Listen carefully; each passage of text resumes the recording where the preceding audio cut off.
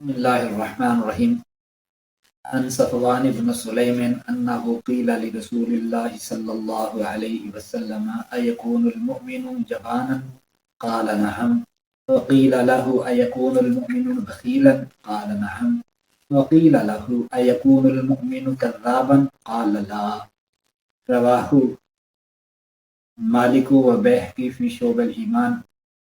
حضرت صفوان ابن سلیم رضی اللہ تعالیٰ عنہ سے روایت ہے کہ رسول اللہ صلی اللہ علیہ وسلم سے عرض کیا گیا کیا مومن بخیل ہو سکتا ہے؟ آقا صلی اللہ علیہ وسلم نے فرمایا ہاں یہ کمزوری ہو سکتی ہے۔ پھر عرض کیا گیا کیا مومن بزدل ہو سکتا ہے؟ پہلے بزدل کا پوچھا گیا پھر بخیل کا پوچھا گیا تو آقا علیہ السلام نے فرمایا ہاں بزدل بھی ہو سکتا ہے، یہ کمزوری بھی ہو سکتی ہے اس میں۔ تو پھر پوچھا گیا کیا مومن کذاب ہو سکتا ہے، بہت زیادہ جھوٹ بولنے والا ہو سکتا ہے؟ تو آقا علیہ السلام نے فرمایا لا، مومن جھوٹا نہیں ہو سکتا۔ یعنی یہ ایسی جھوٹ تو اللہ قرآن میں فرماتے ہیں کہ لعنت اللہ علی الکاذبین، جھوٹ بولنے والے جھوٹوں پر اللہ کی لعنت ہے۔ لعنت اور رحمت ایک جگہ کیسے اکٹھی ہو سکتی ہے؟ ایمان رحمت ہے۔ اسی طرح نبی اکرم صلی اللہ علیہ وسلم کی یہ متفق حدیث شریف ہے، بخاری مسلم دونوں نے نقل کی۔ ابو ہریرہ رضی اللہ تعالیٰ عنہ سے روایت ہے لا یزنی الزانی حین یزنی وهو مومن، کہ مومن زنا جب کرتا ہے کوئی بندہ تو وہ مومن نہیں ہوتا، یعنی ایمان کی حالت میں کوئی بدکاری نہیں کر سکتا۔ اور جب چوری کرنے والا، لوٹ مار کرنے والا چوری کرتا ہے، لوٹ مار کرتا ہے تو وہ مومن نہیں ہوتا، یعنی ایمان والا یہ کام بھی نہیں کر سکتا۔ ولا یشرب الخمر حین یشربها، اسی طرح مومن شراب نہیں پی سکتا، جب وہ شراب پیتا ہے تو مومن نہیں ہوتا۔ اور اسی طرح فرمایا مومن کسی کا مال نہیں لوٹ سکتا، جب لوگ دیکھ رہے ہیں اور یہ لوٹ مار کر رہا ہے تو یہ مومن نہیں کر سکتا جب مومن ہو۔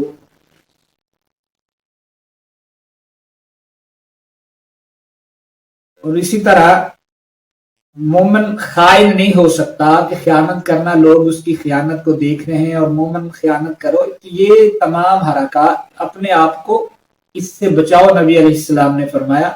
تو یہ حدیث شریف حضرت یہ مسلم شریف میں جو ایک حدیث شریف میں حضرت عبداللہ ابن عباس رضی اللہ تعالیٰ عنہ سے مروی ہے، اس میں ساتھ یہ لفظ بھی ہے کہ جب مومن قتل کرتا ہے مومن کو تو اس وقت بھی مومن نہیں ہوتا، ایمان اس میں نہیں ہوتا۔ تو ان تمام یہ جو جتنی چیزیں بیان ہوئی ہیں اس کا امام بخاری نے کتاب الایمان میں ان کا مطلب بھی خود ہی بیان فرما دیا کہ لا یکون ھذا مؤمنا تاما ولا یکون له نور الایمان، کہ اس سے مراد یہ ہے کہ وہ کامل ایمان والا نہیں ہوتا، مطلب اس کے دل میں نور ایمان باقی نہیں رہتا۔ تو یہ چیزیں پہلے بھی بتائی گئی ہیں کہ یہ چیزیں میں نے بتایا تھا اسی طرح کہ یہ چیزیں ملحوظ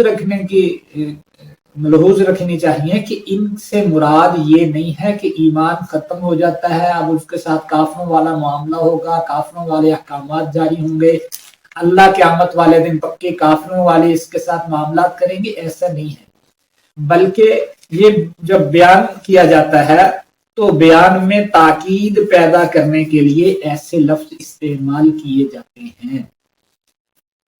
اس سے مراد یہ ہے کہ کامل الایمان آدمی یہ نہیں کر سکتا، نہیں کرتا، یعنی ایمان مومن کو یہ زیبا نہیں ہے کہ وہ یہ کرے، اس سے نور ایمان اس کا ختم ہو جاتا ہے۔ تو تکمیل ایمان اور نور ایمان کی نفی ہے، ایمان کی نفی نہیں ہے کہ وہ مسلمان نہیں ہوتا، یعنی اس کا ایمان اس کو چاہیے کہ اس کا ایمان کا تقاضا یہ ہے، کلمہ کا تقاضا یہ ہے کہ وہ یہ کام نہ کرے، لیکن اگر کرتا ہے تو وہ اپنے اس تقاضے سے اس سے ہٹتا ہے مومن، ایمان والا ہی رہتا ہے۔